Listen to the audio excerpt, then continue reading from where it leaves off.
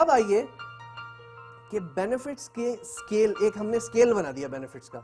Scale से मुराद क्या है? स्केल से मुराद है कि हमने एक तरह से लेवल्स बना दिए कि हमारे पास 4 लेवल्स के या 4 तरह के हमारे पास बेनिफिट्स ऑर्गेनाइजेशंस जो है वो अचीव कर सकती हैं from a particular project.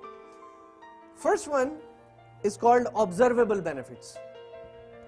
Observable का क्या मतलब है? कोई ऐसा बेनिफिट जो दिख रहा हो कि हाँ हो रहा है, लेकिन उसको मेजर करने में थोड़ी सी डिफिकल्टी हो। ठीक है, फॉर एग्जाम्पल हमने कहा कि जी हमें ऐसा महसूस होता है कि हमारे पास जब से हमने ये सिस्टम लगाया है तो हमारी प्रोडक्ट की क्वालिटी कुछ बेहतर हुई है।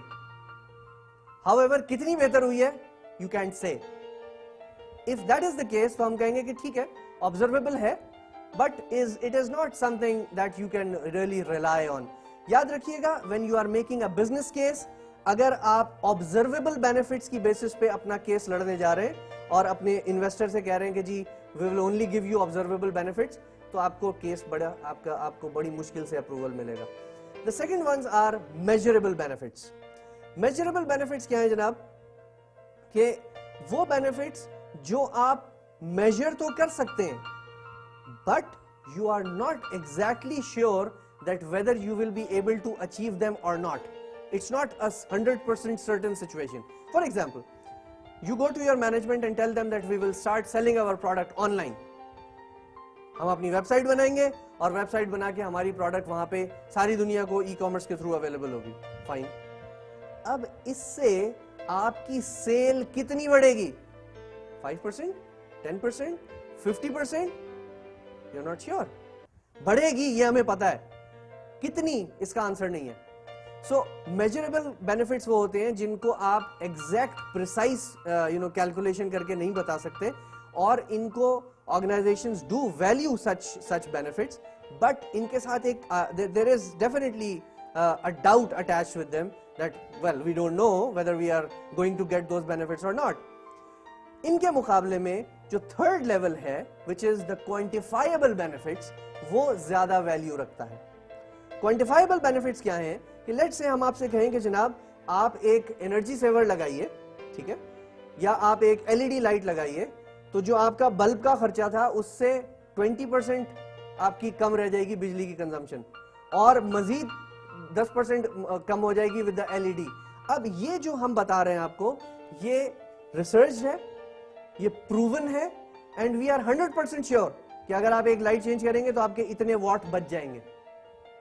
So if we are changing to this kind of a situation जहां पे हमारे पास बिल्कुल क्लियरली डिफाइंड है कि हमें क्या बेनिफिट्स, कितने बेनिफिट्स मिलेंगे, और हम उस पर सर्टेन है, तो ऐसे बेनिफिट्स को हम क्वांटिफाइबल बेनिफिट्स कहते हैं। My dear friends, quantifiable benefits in any case will be more valuable to the investor, they'll be more valued by the management as compared to measurable और observable benefits जो हमने इससे पहले discuss किए। तो अब हम एक स्केल पे चल रहे हैं। सबसे पहले हमने ऑब्जर्वेबल की बात की, फिर हम आए मेजरेबल पे जो हम प्रिडिक्ट तो करते हैं लेकिन सर्टेन नहीं होते, और फिर फाइनली हम बात कर रहे थे अभी क्वांटिफाइबल की। Last but not the least are the financial benefits.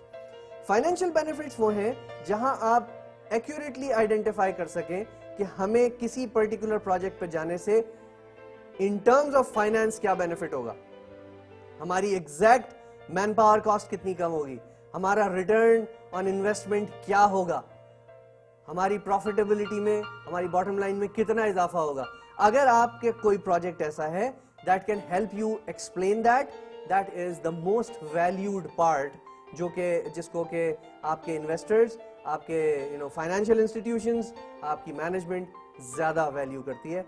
So whenever you are going to present your business case and you are going to present the benefits of a project, make sure that rely more on financial, then on quantifiable benefits, then on measurable, and finally you can identify some observable benefits, but उनके ऊपर ज्यादा rely नहीं करते, उनको आप low tone रखेंगे।